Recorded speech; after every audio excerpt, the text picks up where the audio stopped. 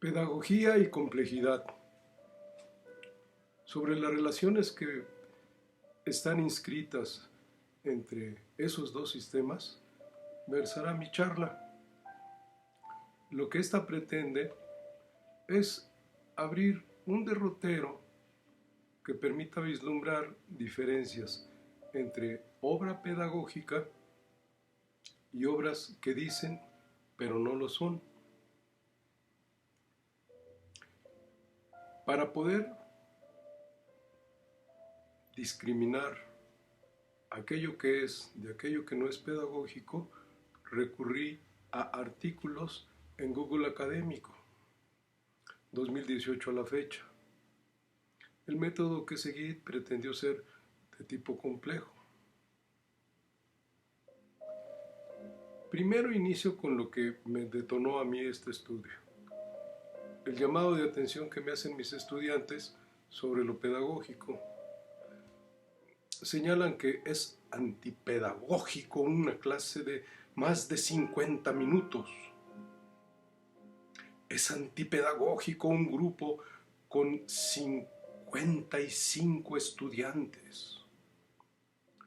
Ellos se enaltecían, se molestaban con las circunstancias difíciles de su trabajo y lo calificaban así, antipedagógico.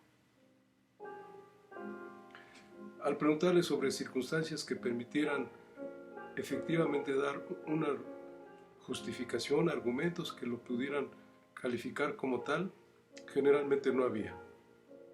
Y entonces, creo yo, como justificación de mi trabajo, lo necesario de encontrar cualidades, características que distingan lo pedagógico de lo no pedagógico. Si el sentido común es un soporte, una base de la ciencia, también lo es de la pedagogía. Este sentido común normalmente es vilipendiado, se le ve por abajo del hombro y se enaltece filosofía, ciencia o pedagogía.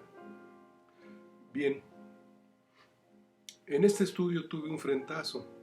Un autor mejor me enseñó, me ilustró con esta contundente frase: Vox Populi, Vox Dei.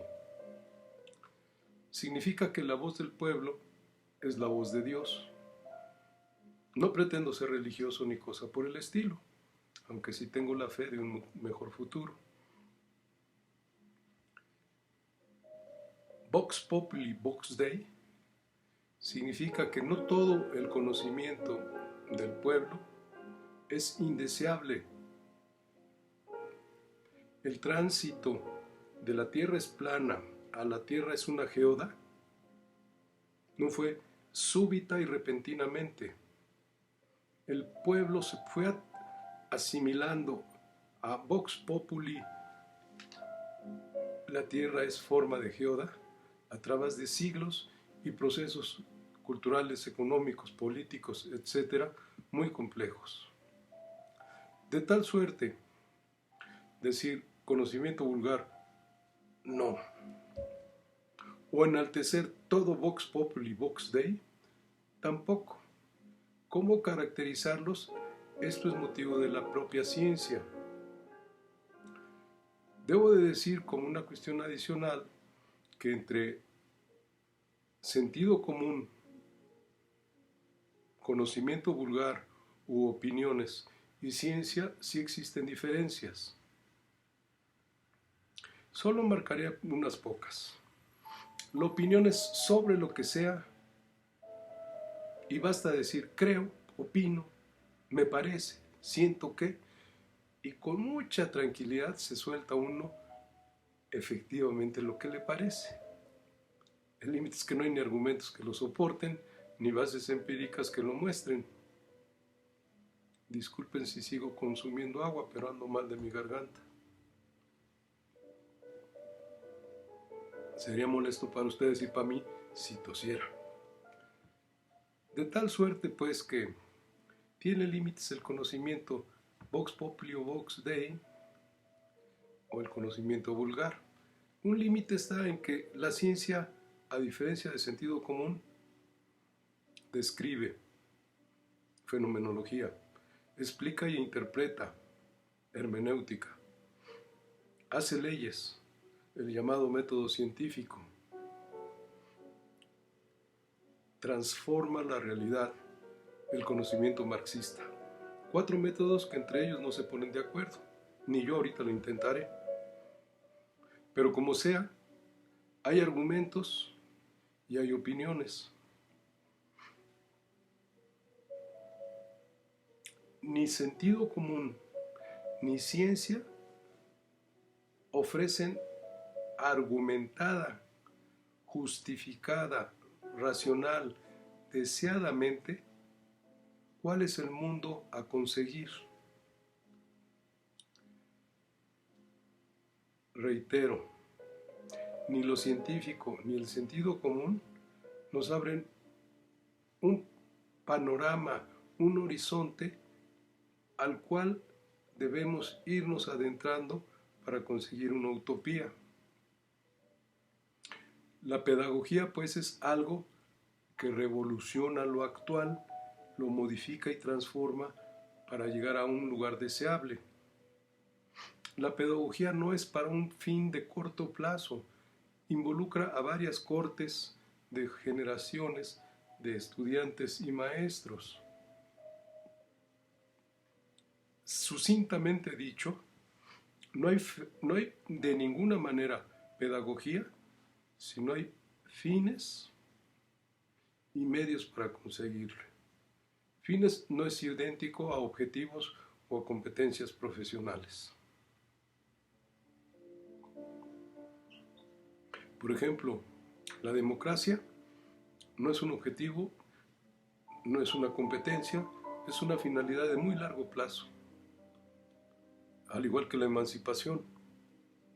De tal suerte, pues, que sobre la base de ciencia y de pedagogía, analicé 50 artículos de Google Académico.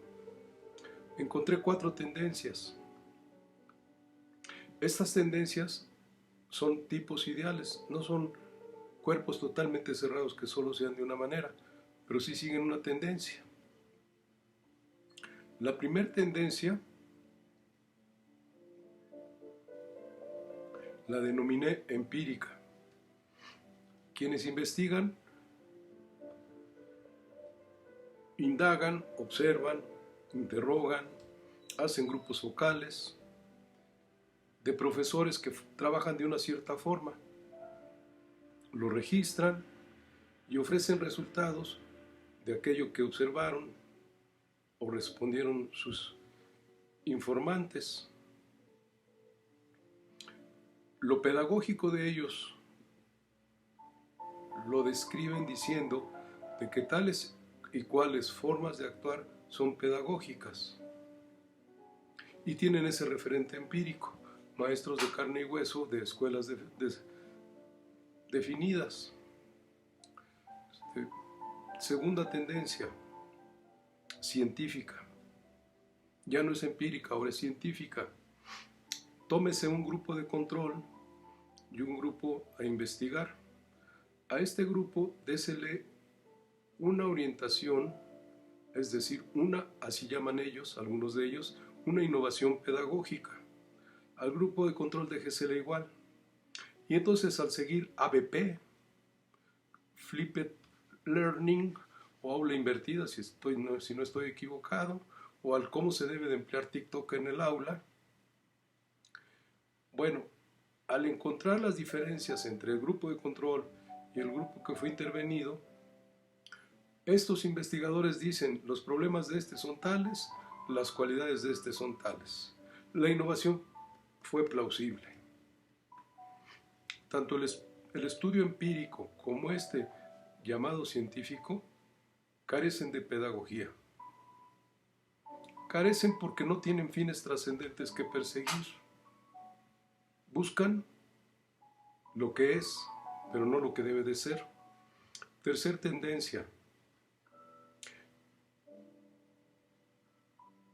Investigadores reportan que hay estudiantes que afirmaron Mis profesores me enseñaron que lo deseable era conseguir una utopía y me enseñaron lo difícil de conseguirla.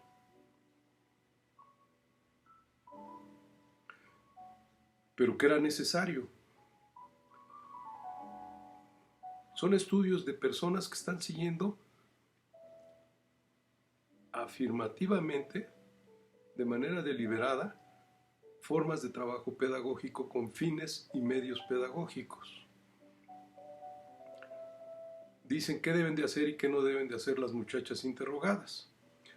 Cuarta tendencia, estudios teóricos.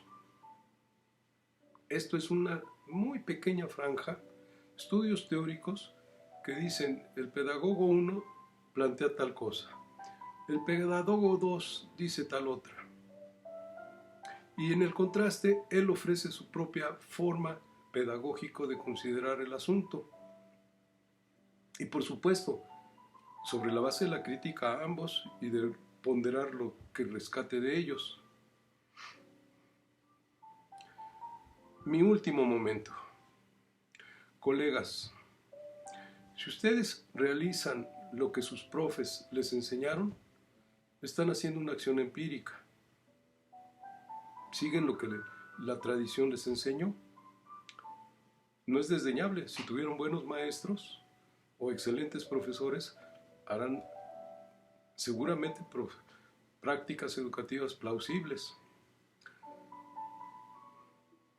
Si siguen indicaciones, prescripciones normativas de las autoridades de su plantel o del estado al que pertenecen, México, Colombia o el que fuera, tendrán la apariencia de pedagogía, pero casi todas ellas son didácticas, formas técnicas de proceder.